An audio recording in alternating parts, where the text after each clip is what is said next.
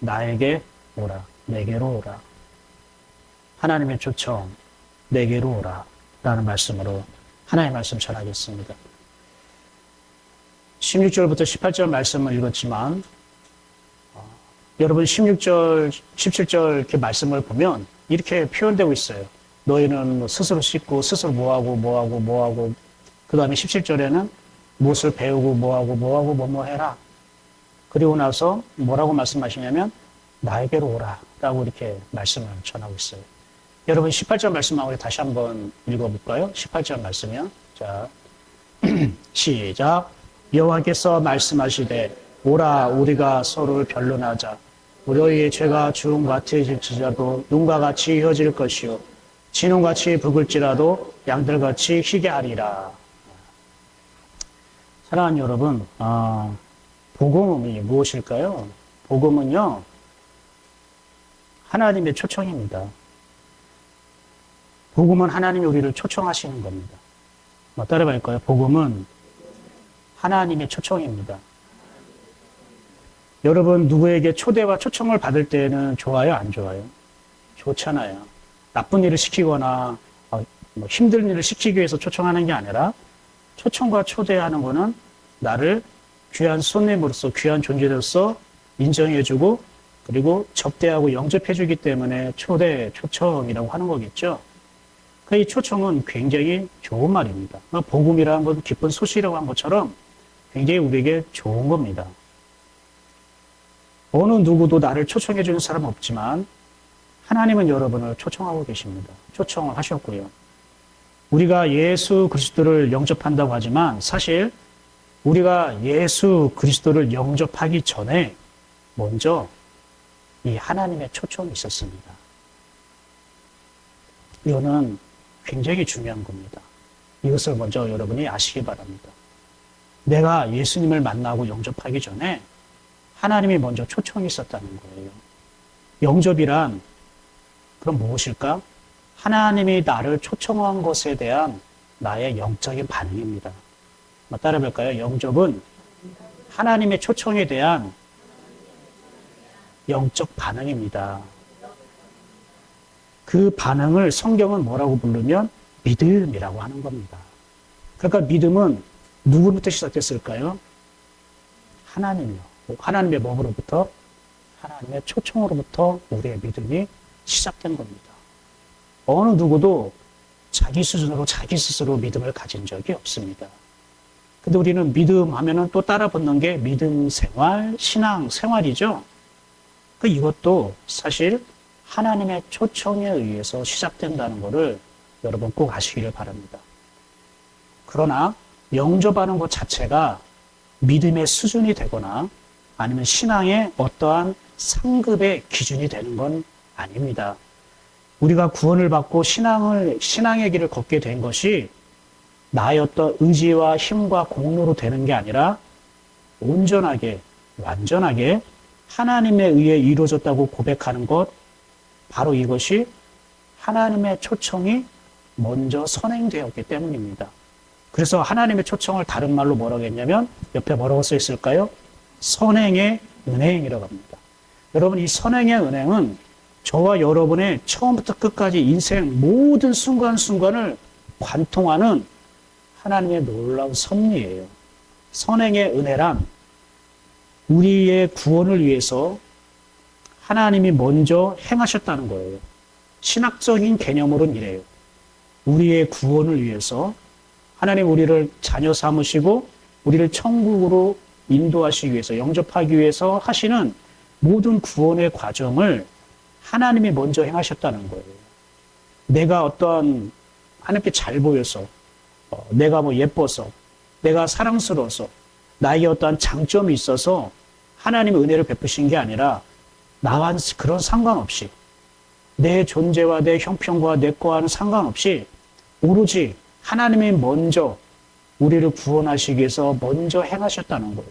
그래서 이 선행의 은혜는 굉장히 중요하고 이것이 여러분 앞에 신앙과 신학의 체계에 뿌리가 내려져야 되는 거예요. 그런데 이 선행의 은혜가 구원뿐이겠습니까? 아니에요. 우리의 신앙과 삶 전체가 사실 이 하나님의 선행의 은혜에 다 들어가 있는 거예요. 우리는 하나님의 그 선행의 은혜 때문에 지금 살고 있는 것입니다. 우리가 착각하지 마십시오. 자만하지 마십시오. 우리는 하나님의 선행의 은혜에 의해서 지금 살아가고 있는 것입니다. 그런데 우리 속에 숨어 있는 어떤 종교심이라던가 어떤 율법주의라던가 그리고 우리를 하나님부터 멀어지게 하는 어떤 사단은 우리가 먼저 행해야 된다고 자꾸 부추깁니다. 내가 하나님의 은혜를 받으면 내가 먼저 무언가를 행해야 된다고 자꾸 부추깁니다. 어째 그럴 것 같아요? 안 그럴 것 같아요? 그렇죠. 세상 방식이 그렇잖아요.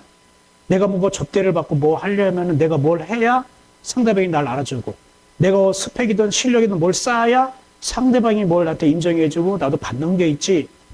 그런데 하나님 우리에게 그걸 바라지 않는 분이에요. 그래서 우리가 살 수 있는 거예요. 하나님을 믿을 수 있는 거예요. 하나님 우리에게 그걸 바란다고 하면 그 하나님의 기준과 수준에 우리 어떻게 맞추고 충족시킬 수 있습니까? 은혜의 끝자락도 갈 수가 없는 겁니다. 그래서 이 선행의 은혜가 너무 중요한 거예요. 이 선행의 은혜는 우리에게 무언가를 하나님께서 대가를 바르지 않고 그냥 베푸시는 은혜인 거예요. 그래서 우리가 지금 이 자리에 있는 거고 그래서 우리가 그분을 아버지라고 부를 수 있는 거예요.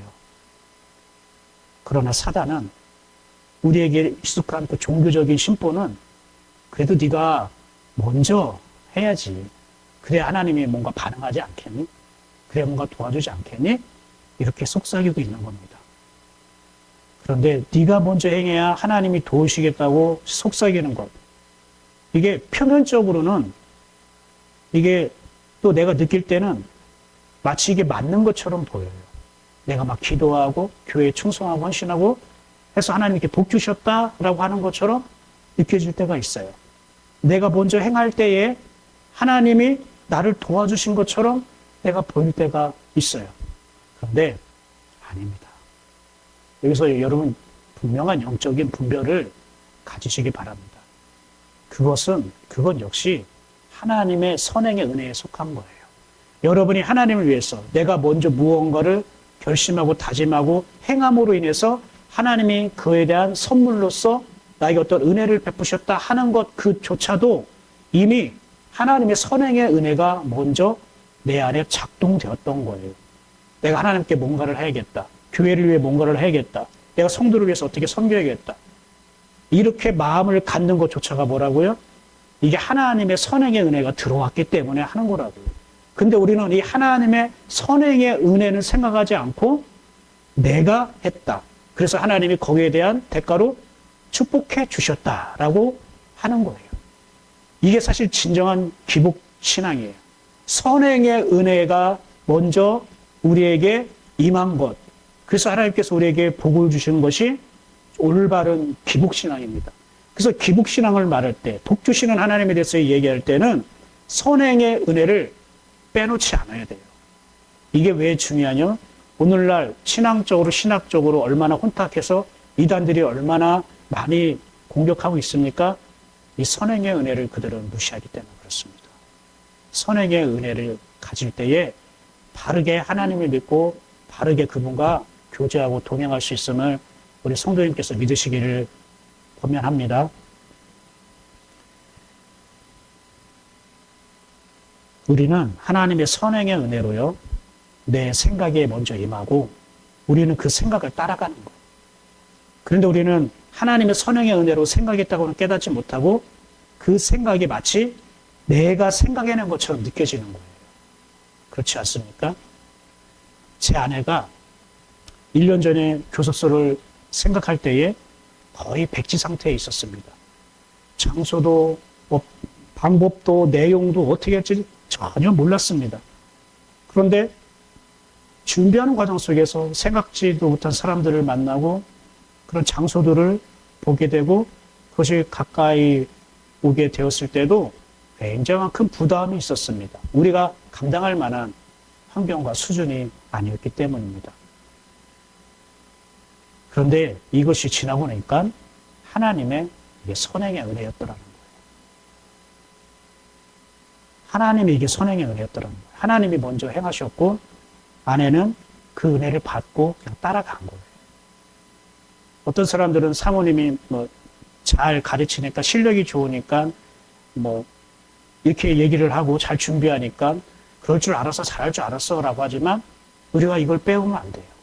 그거는 사실이다 할지라도 선행의 은혜가 이미 사모님이 하시고자 하는 거에 앞서서 그 마음을 주셨고, 마음을 주신 대로 이게 하나님이 주신 건지 아닌지 모르는 상태에서 따라갔지만 그냥 따라가다 보니까 이게 먼저 하나님께서 행하셨구나. 그 선행의 은혜를 저는 고백하실 수 있었어요. 이것이 바로 하나님의 선행의 은혜고 하나님이 아내를 초청한 거예요. 이게 하나님의 초청이라고. 따라해볼까요? 하나님의 초청에는 선행의 은혜가 있습니다. 여러분 하나님 초청을 받으셨죠? 그럼 여러분 삶을 관통하는 선행의 은혜가 있는 겁니다. 여러분의 삶을 돌아보십시오. 여러분의 크고 작은 그런 은혜와 선물을 하나님 분명히 베푸셨을 것입니다. 작년에도 그랬고요. 그런데 이것이 여러분이 먼저 시작하고 여러분이 먼저 행한 것을 그분이 도와주신 것이었습니까? 아니면 하나님의 선행의 은혜였던 것일까요?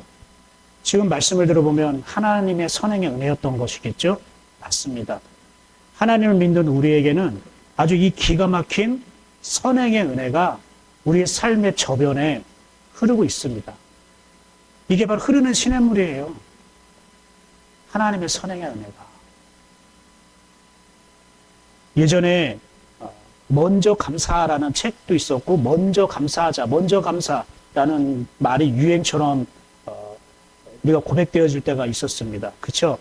감사할 조건이 없는데 가난해도 감사하고 아파도 감사하고 사람이 날 떠나도 감사하고 직장을 잃어도 감사하고 돈을 못 벌어도 감사하고 괴로워도 감사하고 무조건 감사하자. 그러면 하나님이 그 감사하는 사람에게 또 복을 주셔서 역전하게 할 것이다 라는 어떤 그런 기대와 꿈을 꾸게 했던 그런 유행의 고백이었던 것 같아요. 그런데 이 먼저 감사는 제가 표현하는 이런 먼저 감사는 올바르지는 않습니다. 신앙적이지 않습니다. 그런데 왜 이 먼저 감사를 제가 언급하냐면 사실 이 먼저 감사가 하나님의 선행의 은혜에 대한 고백이라는 겁니다. 내가 먼저 감사했기 때문에 하나님이 있지도 않은 축복, 하나님이 없는 축복도 만들어서 나에게 베풀어 주신다는 것이 아니라 하나님의 선행의 은혜를 믿는 것이 내 입에서 고백하는 게 먼저 감사라는 거예요. 여러분에게 하나님의 선행의 은혜라는 마음과 그 믿음이 없으면 먼저 감사를 아무리 해봤자 그거는 미신과 같은 거예요. 그거는 비나이다. 지금 내가 괴롭고 힘들고 다 망하고 사람 다 떠나고 아무것도 없지만 비나이다 복 주시옵소서 이런 거하고 별 다를 게 없는 거예요. 먼저 감사는.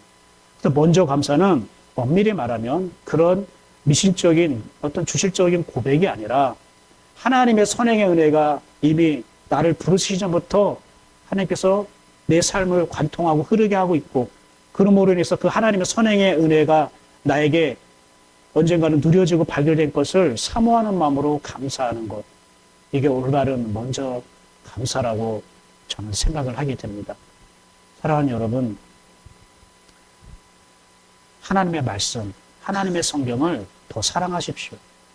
세상에 유명한 베스트셀러 책이나 유명한 강의를 귀 기울이기보다 이 하나님의 말씀, 이 성경을 더 사랑하십시오. 세상에서 유행한 어떤 캐치프레이즈라던가 유행처럼 번지는 어떤 구호라던가 어떤 그런 말을 여러분이 따라가지 말고 성경에 있는 하나님의 말씀을 따라가십시오.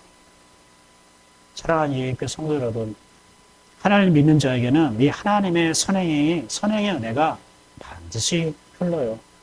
우리의 구원과 신앙은 모두 하나님의 이 선행의 은혜로 시작되었어요.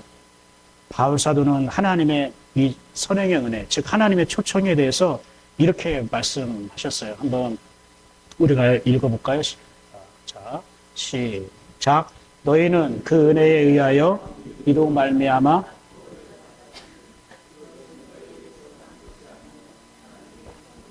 아멘. 자, 여기서 말하면 너희가 구원을 받았는데 무엇으로 구원을 받았대요?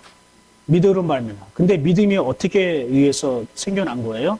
그 은혜에 의하여. 그러니까 그 은혜에 의해서 우리가 구원을 받았다는 뜻이겠죠? 그리고 이것은 하나님의 뭐래요? 선물이래요. 바로 이 은혜가 뭐예요? 하나님의 초청이라는 거예요. 이게 선행의 은혜예요. 하나님이 먼저 이 선행의 은혜를 우리에게 주시니까 우리가 믿음이 생긴 거고 그 믿음에 의해 우리가 구원을 받았다라고 말하는 거예요.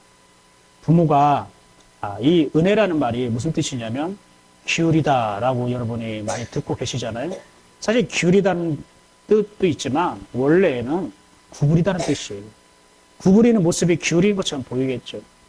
구부리는데 왜 구부릴까요? 부모가 아이를 품에 안을 때 어떡하죠? 구부리잖아요, 이렇게. 그죠? 이렇게 하고 이렇게 하는 분은 없잖아요. 이게 구부려서 앉잖아요. 여러분 포옹할 때도 이렇게 앉습니까? 약간 구부려서 앉습니까? 약간 구부려서 포옹하지 않습니까? 부모가 어린 아이를 품을 때에 구부리는 겁니다. 온 몸을 기울이는 겁니다. 하나님이 우리를 향해 구부리는 것을 은혜라고 표현하는 겁니다. 그래서 하나님이 먼저 우리에게 기울이시고 하나님이 먼저 우리에게 구부리셨기 때문에 우리가 주님을 영접한 거예요. 이게 주님을 영접한 거예요. 여기에 있는 모든 사람들이 바로 이 하나님의 먼저 구부리고 기울이신 그 선행의 은혜, 이걸로 인해서 우리가 그리스도를 알게 되고 믿게 되고 그분과 함께 걷고 있는 겁니다. 자, 그러면 질문이 생겨요. 하나님의 초청이 내게로 오라, 내게로 오라고 얘기했잖아요. 내게로 오라. 이 하나님 초청이에요. 그럼 왜 내게로 오라고 했을까? 이 초청의 내용이 무엇일까? 궁금하지 않습니까? 하나님의 이 초청의 내용은 다시 한번 18절 읽어볼까요? 18절 알고 한번 볼게요. 하나님의 초청의 내용은 뭐냐면 이거예요. 네가 할 수 없는 것을 나 하나님이 하리라. 네가 할 수 없는 것을 나 하나님이 하리라. 한번 여러분 빨간 글씨를 읽어볼까요? 시작. 네가 할 수 없는 것을 나 하나님이 하리라. 왜 하나님을 초대하셨을까요? 하나님은 왜 우리를 구원하셨을까요? 우리는 하나님을 왜 영접한 걸까요? 하나님이 초청하신 내용이 무엇일까요? 여러분 초청장 받으면 그냥 초청장만 써 있습니까? 아니면 초청장의 내용이 있잖아요. 그렇죠? 그런 것처럼 하나님이 우리에게 내게로 오라라는 그 말이 무엇이면 하나님의 초청하신 그 이유와 목적과 내용이 있는 거예요. 그러니까 우리는 그걸 알아야죠. 그냥 우리는 하나님의 초청 받았어. 하나님의 선행의 은혜로 구원 받았어로 끝나는 게 아니라 그럼 왜 우리를 초청하셨고 그 초청하신 내용, 즉 하나님의 우리를 초청하신 목적이 무엇일까? 그걸 알고 가야죠. 다른 사람이 날 초청했는데 나를 내 것을 빼앗기 위해서 초청했대. 그럼 가야 돼, 안 가야 돼요? 안 가죠. 겉으로는 초청장을 받았지만 속으로는 뭐예요? 강도 사기꾼과 똑같은 거겠죠. 하나님의 초청의 내용은요. 네가 할 수 없는 것을 나 하나님이 하리라. 이거 주려고 초청하신 겁니다. 왜 그럴까요? 너희가 어떻게 해요? 너희가 죄가 붉을지라도 양털같이 희게 한다고 하셨잖아요. 그렇죠? 눈과 같이 깨끗하게 하신다고 하셨잖아요. 누가요? 하나님. 너보고 스스로 깨끗하게 하라고 했습니까? 너보고 스스로 너의 죄를 대가를 치러서 용서받으라고 했습니까? 아니요. 나에게 와. 내가 너의 죄를 깨끗하게 할 거야. 나에게로 와. 내가 너의 무거운 짐을 쉬게 할 거야. 나에게 와. 세상에서 얻지 못하는 평안을 내가 줄 거야. 이게 하나님의 초청의 내용이에요. 그러니까 내용은 죄를 씻게 하겠다, 용서해 주겠다, 평안을 주겠다, 쉼을 주겠다, 안식을 주겠다, 함께 하겠다, 복을 주겠다라고 내용은 있지만 그 한마디를 종합해서 딱 표현하면 뭐라고요? 네가 할 수 없는 것을 나 하나님이 하리라 이런 뜻이죠. 이게 하나님의 초청의 내용입니다. 믿으십니까? 우리가 예수 그리스도를 영접한다는 것은 단지 예수님을 믿고 산다는 뜻이 아닙니다. 예수님을 영접한다는 것은 하나님의 초청의 내용을 내가 인정하고 받아들이는 거예요. 하나님의 초청의 내용이 뭐라고요? 네가 할 수 없는 것을 내가 하리라 라는 이것을 인정하고 받아들이고 사는 것이 바로 예수님을 믿는다는 뜻이에요. 영접한다는 것은 여기까지 생각을 하셔야 됩니다. 그래야 여러분이 자녀된 권세를 누릴 수 있는 거예요. 하나님의 자녀된 권세를 누릴 수 있는 것입니다. 이거를 인정할 때에 네가 할 수 없는 것을 나 하나님이 하리라 라는 걸 여러분이 인정하고 하나님을 믿기 시작하는 것이 여러분이 자녀된 권세를 누리는 겁니다. 요한복음 1장 12절에 이렇게 말씀했어요. 한번 읽어볼까요? 시작. 영접하는 자, 곧 그 이름을 믿는 자들에게는 하나님의 자녀가 되는 권세를 주셨으니. 보세요. 영접하는 자, 구원을 얻는 사람이잖아요. 그 사람에게는 하나님 뭘 주신다고 했어요? 자녀되는 권세를 주셨다고요. 그럼 여러분에게 묻습니다. 여러분은 자녀된 권세를 누렸습니까? 누리고 있습니까? 자녀된 권세가 뭔데요? 도대체 자녀된 권세, 하나님의 아들이에요. 하나님의 딸이에요. 그래요.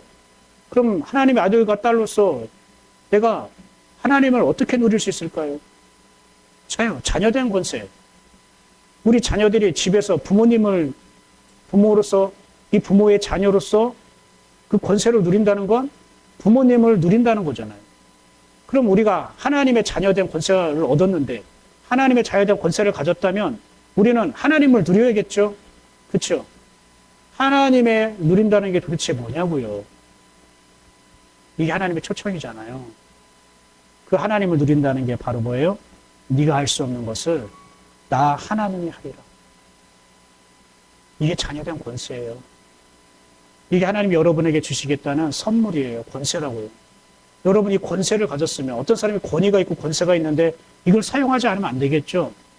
당당하게 사용해야겠죠. 여러분이 이 자녀된 권세, 이것을 하나님께 받았는데 그럼 여러분 사용하고 있습니까? 네가 할 수 없는 걸 다 하나님이 하리라, 이 말씀을, 이 초청의 내용을 여러분 누리고 있습니까? 이것이 구원의 내용이라는 것을 알고 여러분이 경험하고 있습니까? 이게 경험하지 못했다면 나는 예수님은 영접했지만 자녀된 권세는 누리지 못하고 있는 겁니다. 내가 어느 집에 내가 태어났는데 내가 그 집에 아들과 딸로서 살지 못하고 있는 겁니다. 마치 낯선 사람과 어떤 그냥 아저씨와 살고 있는, 어떤 아줌마와 살고 있는 듯한 느낌을 받는다면 그 자녀는 얼마나 가정생활에서 불행하고 비참하겠습니까? 하나님 여러분을 볼 때 그럴 수 있다는 것입니다. 내가 너를 자녀로 삼았고 너에게 내가 초청장을 보냈고 네가 그 초청장에 반응을 해서 나를 믿는다고 했는데 왜 내가 너에게 준 자녀된 권세는 누리지 못하니? 왜 자꾸 네가 하려고 하니? 네가 할 수 없는 걸 나 하나님이 하려고 내가 너를 불렀는데, 그래서 너는 나의 아들이고 나의 딸들인데 왜 너는 네가 할 수 없는 걸 내가 하겠다고 이 하나님을 자꾸 거부하고 자꾸 왜 네가 하려고 하니? 하나님은 요한복음 1장 22절을 통해서 우리에게 이렇게 말씀하고 계시지 않을까요?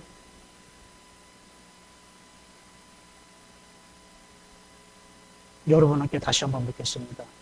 여러분이 자유된 권세를 누리고 있습니까? 어떤 아들이 어머니를 너무 사랑하는데 이제 어머니를 혼자 놓고 해외 출장을 가게 됐어요. 한 달 동안. 그래서 그동안 아들이 집에 있으면서 어머니를 잘 모시고 고기도 사주시고 여행도 국내에서 돌아다니면서 하고, 그래서 어머니가 다른 사람보다 건강하고 그냥 아주 풍덕한 체격을 갖고 있었어요. 근데 이 아들 하나가 있는데 아들이 한 달 동안 해외에 출장하려고 하니까 어머니가 어떻게 할지 모르니까 어머니께 아주 신용카드 있잖아요. 제한이 없는, 한계가 없는 그냥 신용카드를 어머니께 주시면서 어머니 손에 이거 갈 때 어딜 가든지 뭐 아무리 비싼 호텔을 가든 어떤 레스토랑을 가든 마음대로 쓸 수 있어요. 혼자 하기 싫으면 친구들 다 불러서 여행 가도 되고요. 친구들 다 불러서 파티를 열어도 돼요. 제가 한 달 동안 어머니 곁에 있지 못하니까 이게 아들이 하는 거라 생각해서 이 신용카드를 꼭 손에 쥐고 잊지 마세요. 그래서 이제 그래 알았다. 이게 네가 나의 준 사랑이고 네가 정말로 나를 부모로서 효도하는 마음이고 알았다. 내가 꼭 챙길게 하고 말만 했어요. 한 달 동안 이제 출장을 하고 아니 딱 왔는데 집에 왔는데 깜짝 놀란 거예요. 웬 해골이 딱 집에 소파에 앉아있네. 엄마가 빼짝 마른 거예요. 아들이 엄마 이게 웬일이에요? 어디 아프세요? 했더니 아니 나 그냥 잘 지냈지 어디 아프지 않아. 했더니 왜 이렇게 마르셨어요? 제가 뭐 식사하셨어요? 어디 뭐 놀러 가셨어요? 뭐 했어요? 했더니 아무것도 못했대. 왜 안 하셨어요? 근데 제가 신용카드를 드렸잖아요. 이거 쓰면 되잖아요. 했더니 줬지. 여기 봐봐. 너무 중요한 거라 여기 내가 핸드백에 넣어놓고 꺼내보지도 않았어. 이거 잃어버리면 안 될까봐 무서워서 여기 있지 하고 한 달 동안 굶어버린 게. 그렇게 쓰라고 줬는데 이게 하나님, 이게 부모에게 주신 권세인데 아들이 준 선물이었는데 너무 고마워서 그리고 너무 아들이 돈 쓰면 또 아들한테 패치킬까봐 아들 생각한다고 쓰지도 않은 거예요. 혹시 여러분이 하나님 앞에 자녀된 권세를 그렇게 여러분 포켓 속에 고이 간직해서 사용하지 못하고 있는 거 아닙니까? 그리고 나는 또 내가 벌어가지고 내가 뭐라고 내가 하고 뭐라고 혹시 그렇게 하고 있지는 않습니까? 자녀된 권세 여러분 어디에 있습니까? 여러분 삶 속에 흐르고 있습니까? 여러분 명품백 속에 있습니까? 목사님 명품백만 있었어도 좋겠습니다 라고 생각하고 있겠지만 어디 있습니까? 여러분 뒷주머니에 아주 장롱 속에 깊이 숨겨두고 사용하지 못하고 꺼내지도 못하고 보지도 못하고 있는 건 아닙니까? 하나님의 자녀된 곳에 하나님이 쓰시라고 주셨는데 우리는 왜 못 쓰고 있습니까? 자꾸 내가 하려고 하는 거예요. 선행의 은혜를 자꾸 잃어버리고 내가 뭔가를 해야 하나님이 복 주신다는 것 때문에 우리가 자꾸 신앙의 정도를 벗어나서 우리가 자꾸 괴롭고 내 스스로 짐을 지우면서 살고 있는 건 아닐까요? 우리가 저도 예전에 그랬었고 그런 저를 하나님이 임마누엘의 은혜로 하나님께서 이끄셨어요. 그것이 여러분과 함께 걷자고 우리가 함께 이 자리에 모인 것 아니겠습니까? 믿으십니까?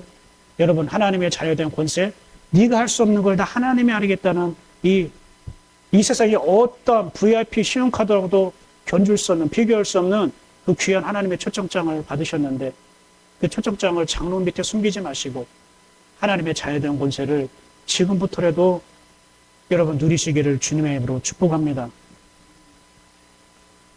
여러분 그러면 하나님이 네가 할 수 없는 일을 내가 다 하겠다라고 하셨잖아요. 내가 하리라.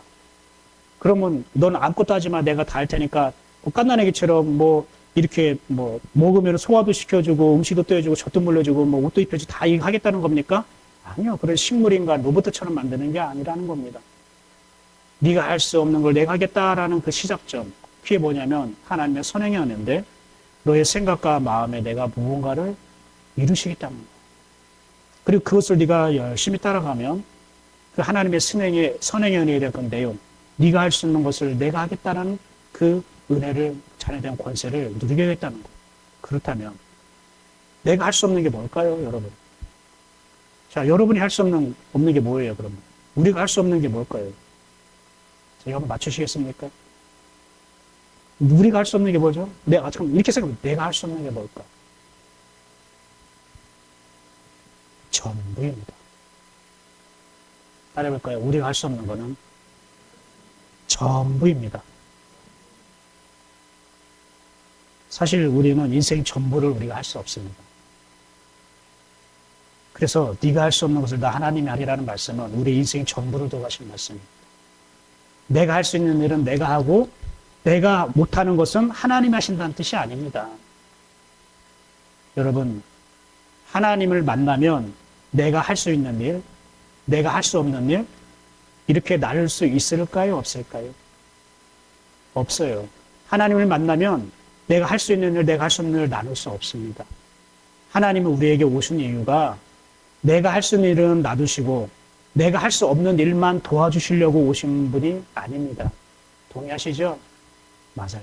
하나님이 우리 안에 오신 이유는 내가 하는 모든 일을 하나님이 이루시려고 하신 겁니다. 하나님이 하시려고. 이것이 자녀가 누리는 축복이고 권세예요. 다르게 말하면 하나님은 우리 인생에서 일어나는 모든 일들을 통해서 우리에게 자녀된 권세를 누리게 하고 싶은 거예요. 우리 인생에서 일어나는 모든 일을 통해서. 그래서 하나님의 초청에는요, 크게 두 가지가 있습니다. 뭐냐면 첫 번째, 나에게 오라. 나에게 오라.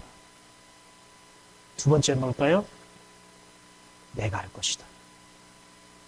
내가 할 것이다. 이게 하나님의 초청이에요. 나에게 오면 내가 할 것이다. 여러분 초청이란 말이 오세요 하잖아요. 그죠? 오세요, 어서 오세요 이런 말 아닙니까? 그렇죠? 그렇죠? 결혼식, 돌잔치, 그리고 전도 초청장 받을 때 이게 뭐예요? 오세요라고 하잖아요. 와보라 이런 말도 있잖아요. 그러니까 내게로 오라. 이게 하나님의 초청이에요. 그래서 오늘 본문 말씀이 뭐라고요? 바로 여호와께서 말씀하시되 오라 우리가 서로 변론하자. 너의 죄가 주홍 같을지라도 눈과 같이 휘어질 것이요 진홍같이 붉을지라도 양털같이 희게 하리라. 하나님의 초청이에요. 하나님이 하시겠다고. 그러니까 너는 오라는 말은 뭐냐면 망설이지 말고 내게로 와라는 뜻이에요. 너 망설이지 말고 내게로 와. 계산하지 말고 내게로 와. 네가 죄인이라고 자꾸 회피하지 말고 나에게 와. 너 믿음이 없다고 자꾸 숨지 말고 나에게 와. 나에게 오면 네가 할 수 없는 것을 나 하나님이 하는 것을 네가 볼 수 있어 라고 말씀하시는 거예요. 나에게 오라는 거는 언제까지 가야 되는 거예요? 한 번 가면 되는 걸까요? 아니에요. 우리는 예수 그리스도는 한 번 영접하면 되지만 우리가 주님께 나아가는 한 번 가는 게 아니에요. 왜요? 하나님은 어떻게 해요? 육체가 없잖아요. 영이잖아요. 만약에 내가 김보영 원사님이 육체가 있어요. 목사님 저에게 오십시오. 초대합니다. 그러면은 저는 한 번 가면 되는 거죠. 그죠? 근데 하나님은 나에게 오라라고 말씀하신 하나님은 영이신 하나님이기 때문에 우리가 그분을 한 번 가는 게 아니에요. 영이라는 뜻은 영원하다는 뜻이 있습니다. 그러니까 나에게 오라라고 말씀하신 하나님은 나에게 어떻게 오라는 거예요? 영원히 오라는 거예요. 영원하다는 것은 그냥 무한대 이렇게 생각하면 안 되고요. 성경에서 영원하다는 개념은 뭐냐면요. 반복하다는 뜻입니다.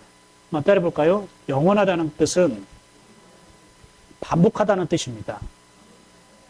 계속 반복하고 계속 반복한다는 것은 지속되는 걸 말하겠죠. 이어지는 걸 말하겠죠. 그래서 육체는 지속할 수 없고 끊어질 수 있지만 우리 영혼은 계속 반복할 수 있고 계속 지속할 수가 있습니다. 이것이 바로 영원히 되는 개념이 되는 거예요.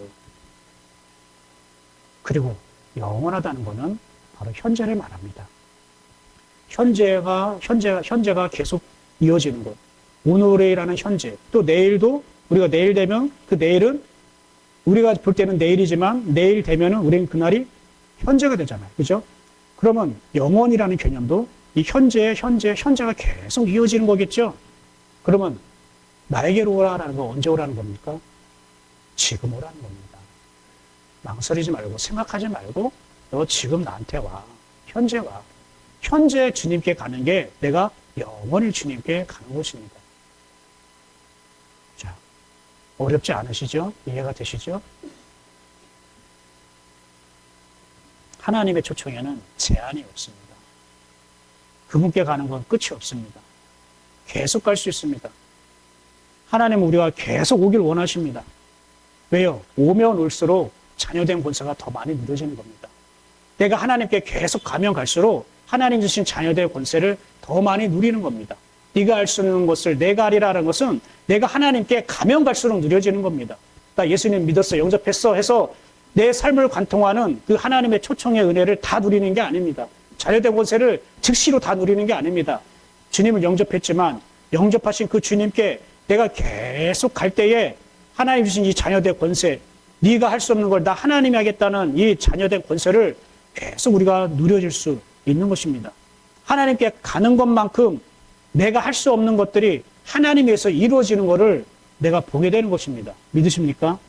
누가복음 15장에 집 나간 둘째 아들 이야기가 나옵니다. 그 아들은 왜 나갔을까요? 한번 생각해 봅시다. 왜 나갔을까요? 아버지 유산까지 받아서 왜 나갔을까요? 내가 내 인생을 위해서 이렇게 저렇게 해봐야지 이런 목적이 있었기 때문에 그렇습니다. 인생의 목적이 아버지 함께 사는 그 집 안에 있는 게 아니라 아버지 집 밖에 있는 세상에서 내 인생을 위해서 이렇게 저렇게 해봐야지 있기 때문입니다. 근데 둘째 아들은 몰랐습니다. 아버지가 자기를 위해서 일하신다는 걸 몰랐습니다. 아버지가 자기를 위해서 일하고 있다는 거를. 내가 할 수 없는 일들을 아버지께서 하신다는 것을 그 둘째 아들은 몰랐습니다. 둘째 아들은 자기가 자기를 위해 사는 줄 알았습니다. 자기가 자기를 위해서 일해야 되는 줄 알았습니다. 그리고 정말로 자기가 하는 것이 재미있었고 자기가 하는 것이 보람 있어 보이고 자기가 하는 것이 잘 되는 것처럼 보였습니다. 그러나 그것은 정말로 잘 되는 게 아니라 그 아들의 호기심을 채우는 것일 뿐입니다. 여러분, 이 호기심이라는 게 가볍게 생각하면 안 돼요. 우리가 죄에 넘어지는 게, 하나님과 멀어지는 게 사실 이 호기심에서 시작된 겁니다. 사탄은 우리에게 호기심을 심어줍니다. 근데 우리가 그 호기심이 유혹인 줄 몰라요. 이게 실족하는 길인 줄 몰라요. 여러분, 뱀이 하와에게 선악과를 보여주면서 이거 먹으면 뭐같이 된다고 하셨습니까? 하나님같이 뭐같이 된다고 하셨습니까? 하면 안 되지. 사단이니까. 뭐라고 된다고 했습니까? 하나님같이 된다고 부추겼어요. 하나님같이 된다고 부추기는 그게 뭘까요? 호기심을 심어준 겁니다. 그러니까 다시 보니까 어떻게 보이는 거예요? 먹음직도 하고, 보암직도 하고, 지혜롭게 하고, 그럼 탐스럽게 보인다고 되어 있잖아요. 왜요? 호기심이 생기니까 하나님의 말씀이 다르게 보이는 거예요. 다른 뜻으로 보이는 거예요. 여러분이 받은 은혜의 말씀들이 있잖아요. 근데 여러분이 세상적이고 육적인 호기심을 갖는 순간 여러분이 은혜로 받은 말씀이 이상하게 보여가지고 이상하게 적용해버린다고요. 여러분, 쾌락과 음란함에 빠지는 거 뭐 때문에 그럴까요? 호기심입니다. 다른 여자는 어떨까? 다른 남자는 어떨까? 호기심 때문에 시작되는 겁니다. 우리 사회 정치인들이 부정부패를 저지르는 이유가 뭘까요? 이것도 호기심 때문입니다. 야, 내가 배지 달았을 때 이때 아니면 언제 한몫 챙기냐? 이때 아니면 언제 내 이름을 날리냐? 호기심입니다. 그런데 그 호기심 뒤에는 반드시 후회와 탄식과 고통이 기다리고 있어요. 나는 그냥 단지 호기심만 가졌을 뿐인데 하지만 우리가 그 뒤에 기다리고 있는 것이 무엇인지 보지 못하는 거예요. 호기심 뒤에는요, 혼돈, 공허, 어둠이 기다리고 있습니다.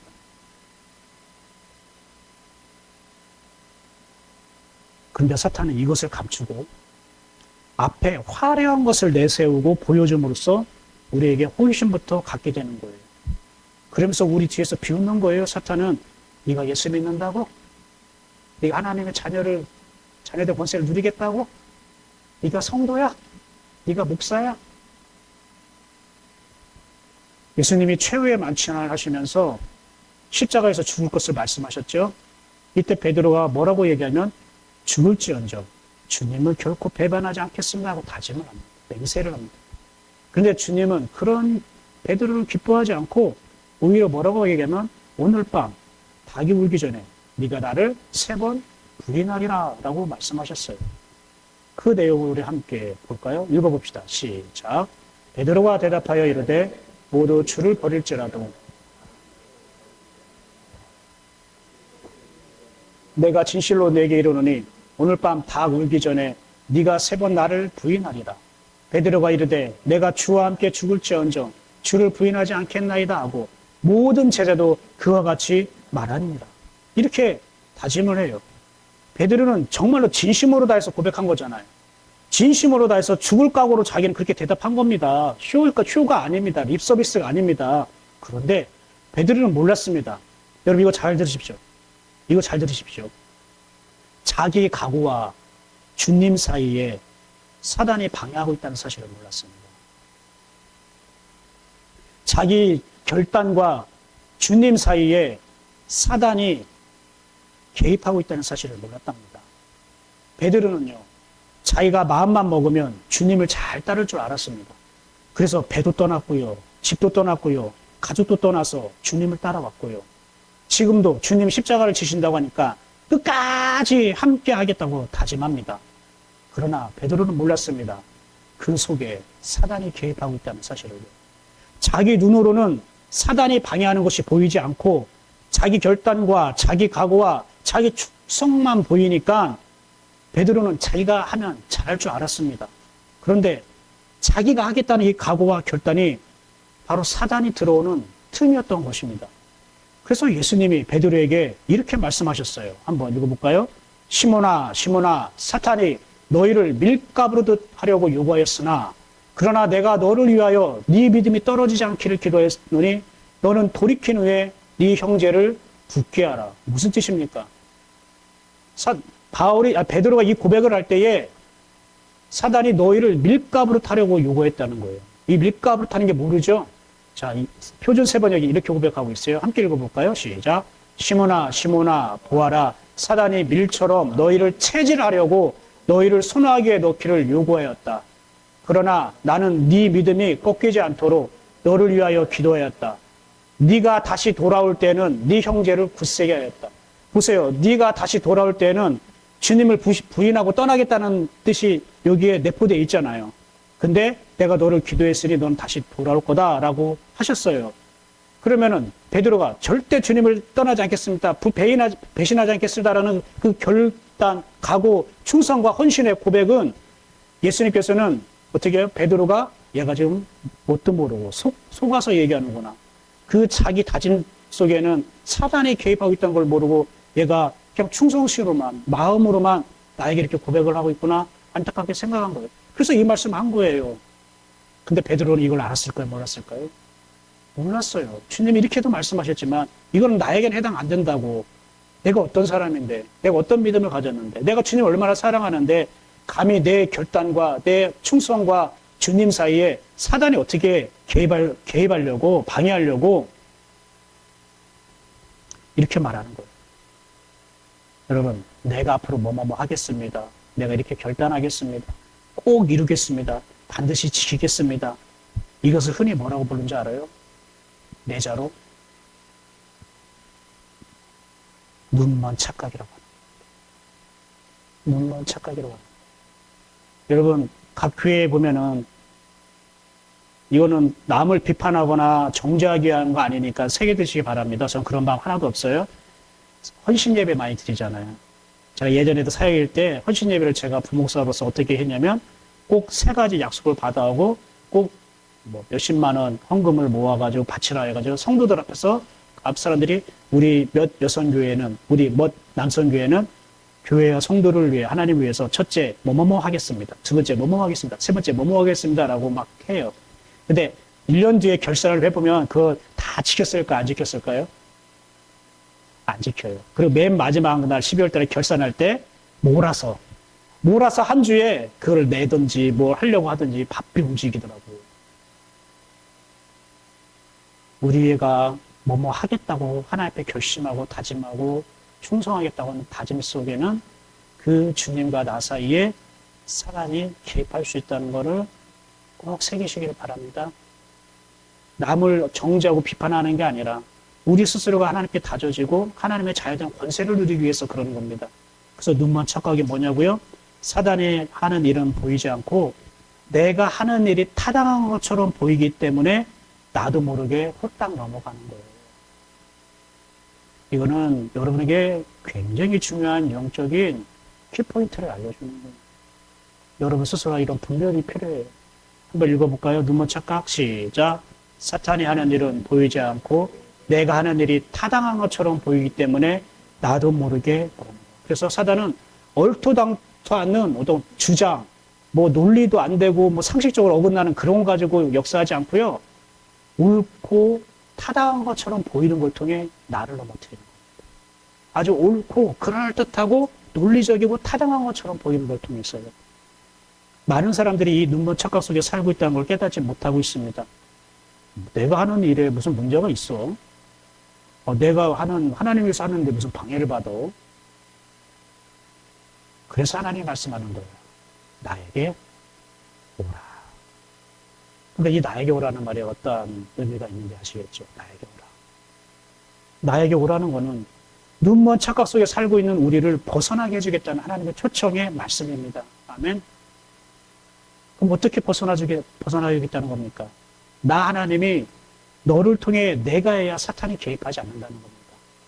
그러나 네가 맹세나 다짐으로 하는 것이라면 여지없이 사탄이 개입할 수 있다는 걸 알아가는 거예요. 그렇다면 질문이 있습니다. 왜 하나님이 하시면은 사탄이 개입하지 못하고 우리가 하면 사탄이 개입할까요? 사단은 우리가 하나님과 가까워지는 것을 싫어합니다. 우리가 하나님의 자유된 권세를 누리는 것을 두고 볼 수가 없는 존재가 사단입니다. 왜냐하면 사단은 우리가 그럴수록 하나님의 자녀된 권세를 누릴수록 예전에 나를 차지하겠던 사단의 영역이 어떻게 해요? 입지가 좁아지니까 자기 집을 빼앗기게 되는 것이니까 사탄의 입장에서는 자기 집, 자기 땅을 빼앗기는데 자기 집, 자기 땅을 뺏어가는 사람 존재를 여러분 가만히 두겠습니까? 강하게 해서라도 막아야 될 거 아닙니까? 네가 뭔데 내 집을 뺏어가려고 그래? 네가 뭔데 내 땅을 뺏어가려고 할 때 그냥 가만히 있을 겁니까? 막아서 해야죠. 사단도 똑같습니다.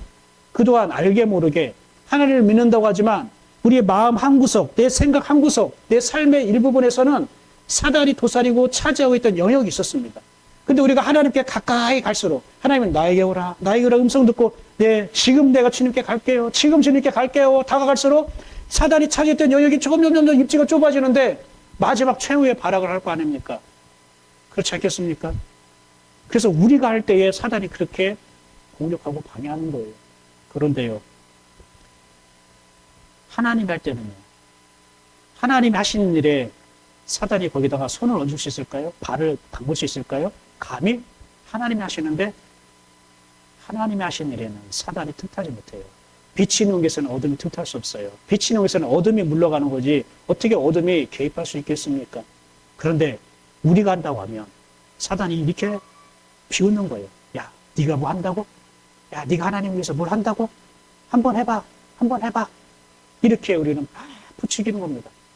그러나 여기서 중요할 것. 우리가 하나님을 위해서 한다는 모든 것을 하지 말라는 게 아닙니다. 왜요? 하나님의 그 선행의 은혜, 하나님의 선행의 은혜를 마음과 생각을 통해서 주시는 것, 이것이 겉으로 볼 때는 누가 하는 것처럼 보인다겠죠? 인간이 내가 하는 것처럼 보인다고 했잖아요. 근데 나는 알죠. 하나님이 주신 선행의 은혜로 마음과 생각을 통해서 역사하신 걸 따라서 우리가 행하고 있다는 것. 겉으로 볼 때는 내가 하나님을 위해서 하는 것 같지만 사실은 이것은 선행의 은혜에 의해서 내가 하게 되고 있는 것입니다. 이해가 됩니까? 그래서 우리는 신앙은 이런 거예요. 능동적 수동. 따라해볼까요? 능동적 수동. 하나님의 능동적으로 선행의 은혜를 베푸시고 우리는 그걸 수동적으로 따라가는 거예요. 그런데 우리가 인간이 볼 때는 뭐만 인식되냐면은 내가 스스로 다짐하고 충성하고 헌신하고 하나님 위해서 일하는 것처럼 보이는 그냥 나의 능동적인 모습만 느껴지는 거예요. 그래서 이걸 영적으로 여러분 지금 가르쳐주고 분별을 하자고 말하는 거예요. 여러분이 능동적으로 하나님 위해서 다짐하고 하나님께 결단을 하는 것 자체가 다 나쁜 건 아닙니다. 아셨죠? 뭐가 선행돼야 된다고요? 뭐가 선행의 은혜가 하나님 먼저 임했을 때에 그 다짐과 고백은 하나님에 의한 능동적 수동이라는 걸 알아요. 그거는 따라가는 거예요. 오케이? 그건 임마누엘이 되는 거예요. 그건 자녀들 권세를 누리는 거예요. 근데 하나님의 선행의 은혜, 능동적 수동이 아닌 내 스스로가 무언가를 해서 만족을 얻으려고 한다면 그때는 여러분 사단이 개입을 시다는 것을 꼭 여러분이 명심하시기 바랍니다. 하나님 하실 때는 사단이 꼼짝 못해요. 근데 우리는 내 머릿속에서 나오는 생각이나 다짐이나 결단이 주님의 것인가 내 것인가를 구분해야 돼요. 어떻게 구분할 수 있을까요? 잠시 알려준다면 그냥 조용한 시간을 가져야 돼요. 여러분 세미한 음성을 기다려야 돼요. 바로 결정하려고 하지 말고 만일 여러분 내 생각이 주님의 것이 아니라면 사실 내 것도 아닙니다. 누굴 걸까요? 그건 사탄의 것이에요. 굉장히 중요합니다. 내 생각이 주님의 생각이 아니면 내 생각도 아닙니다. 그건 사탄의 생각입니다. 빛의 반대는 어둠이고요. 생명의 반대는 사망이고요. 천국의 반대는 지옥입니다. 여러분 그 중간은 없는 거예요. 하나님의 생각과 사단의 생각 그 중간은 없습니다. 그런데 우리는 착각이에요. 내가 어떻게 사단의 생각을 따라가. 내가 하나님을 믿고 은혜를 받았는데 내가 지금 하나님 말씀 듣고 얼마나 좋은데 내가 어떻게 사단의 생각을 할 수 있어. 이게 눈먼 착각입니다. 하나님의 생각이 아닌 것은 다 사탄이 포장한 생각입니다. 이제 말씀을 정리합니다. 하나님은 우리에게 초청하십니다. 오라, 우리가 변론하자라고 얘기했죠. 근데 이 변론하자는 말을 우리가 토론하자, 우리가 상의해보자, 우리가 논의해보자 이런 뜻이 아닙니다, 여러분. 이거는 무슨 뜻이냐면 결정하겠다는 겁니다. 오라, 우리가 변론하자 이게 아니라 오라, 우리가 결정하자는 뜻이에요. 그럼 결정하겠다는 건 함께 논의해서 결정하겠다는 거예요? 아니면 하나님이 결정하겠다는 거예요? 하나님이 결정하셨다는 거예요, 이거는. 너희가 내게로 오면 내가 결정할 거야 이런 뜻이에요. 이 결정한다는 말이 또 다른 말이 입증한다는 뜻이에요. 네가 내 아들이라는 것을 내가 입증한다고. 내가 증명한다고 이런 뜻입니다. 그런데 우리는 내가 하나님의 아들이라는 것을 내가 입증하려고 했어요. 내 신앙을 내가 입증하려고 했고 내 믿음을 내가 입증하려고 했고 하나님에 대한 사랑과 헌신을 내가 입증하려고 했어요. 그런데 아니 내가 입증하는 거야. 우리 아들이 있어요. 아들이 부모님을 잃어버렸어요. 경찰서에서 만났어요. 이 아들이라는 거를 누가 입증해야 돼요? 아들이 우리 부모님이요라고 입증해야 돼요? 아니면 내가 이 아들이 내 아들이라는 걸 내가 입증해야 되는 거예요? 부모님이 입증해 주셔야죠. 부모님이 결정해 주셔야죠. 하나님이 결정해 주신다고요. 여러분에 대해서, 믿음에 대해서, 여러분의 인생에 대해서 하나님이 결정해 주신다고요. 내가 너에 대해 모든 걸 내가 결정해 줄게. 그리고 내가 너에 대해서 내가 변호해 줄게. 내가 입증해 줄게. 너는 나를 위해서 할 게 없어. 나에게 오기만 하면 돼. 하나님은 우리에게 요구한 건 이거예요. 그래서 너의 생각이라고 생각했던 그 생각이 밀려날 거야. 하나님의 선포의 말씀이에요. 너희가 할 수 없는 것을 나 하나님이 하겠다. 이게 하나님의 결정이라고. 이 하나님의 결정대로 네가 내 아들이란 걸 내가 증명하겠다는 뜻이에요. 하나님의 이 약속의 말씀은 우리가 먼저 하나님을 위해서 무엇을 어떻게 해서 이루어진 것이 아니라 이 하나님의 선행의 은혜로 이루어지는 거예요. 그래서 하나님의 초청은 선행의 은혜라고 말하는 겁니다. 하나님이 먼저 부르셨고 행하셨기 때문에 우리가 그분을 영접하고 그분과 동행할 수 있는 겁니다. 그렇다면 마지막 질문이 있죠. 그럼 어떻게 하면 하나님께 가는 겁니까? 그거는 다음 주에 이어서 전하도록 하겠습니다. 다음 주에도 오실 거죠? 오시는 사람은 아멘. 하나님의 초청, 선행의 은혜, 네가 할 수 없는 것을 나 하나님이 하리라. 이 자녀된 권세, 이 말씀이 2004년 새해를 걷는 저와 여러분 가운데 함께 하시기를 주님의 이름으로 축원합니다. 기도하겠습니다.